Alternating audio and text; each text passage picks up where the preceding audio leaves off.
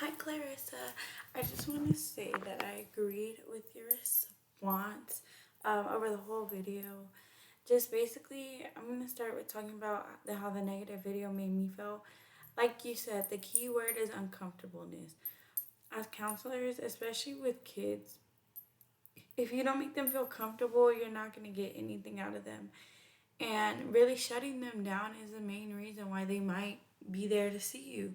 A lot of times in middle school or junior high, kids come in with that kind of nervousness of, am I doing something wrong, or I'm uncertain about a situation, or I already am in a situation where I feel uncomfortable. So they come to us, and that's why it's so, counselors like stress about creating a safe place for every client.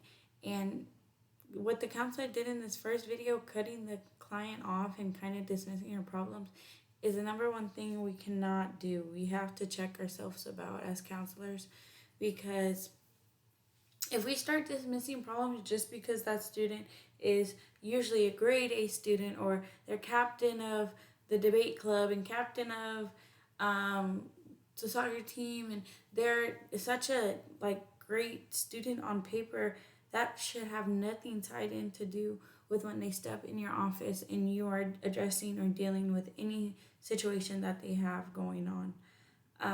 I liked in the video how you mentioned that we have such a big part in playing with understanding the student, and we really need to focus on that relationship with the student, so we're not dismissing their feelings, or we're not overlooking how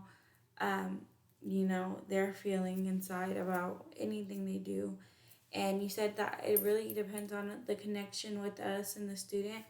And like I said, with kids, we see them so much. We see them more than their parents sometimes.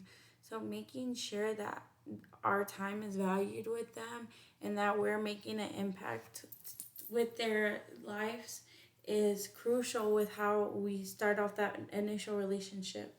So working together to kind of figure out how to make the student feel comfortable, what emotions we need to address, how to build into the next day, and making sure that that student still wants to come to school no matter what they're going through. That's our biggest thing that we can play in their lives. With also, I think one thing that I struggle with, and I'm learning that about myself, is guiding without, or not even guiding, but listening and guiding at the same time. There is no reason why we shouldn't listen first.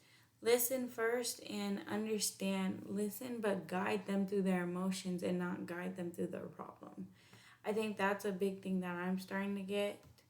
Um, and this class has taught me so much already. Well, these past classes, with not overstepping and not cutting off, and just being that active listener, making eye contact, tracking them in the room, making sure my legs aren't crossed and I'm open and I'm looking at them and I'm not crossing my hands or nothing. And it's just little things like that that we have to check within ourselves. So that counselor definitely did not check that within herself. In the positive video, she did so much better, and it was such a counselor that seemed like she wanted to listen to her kids. So I agree with you so much on that first step to being a good counselor is being that connective counselor with the client.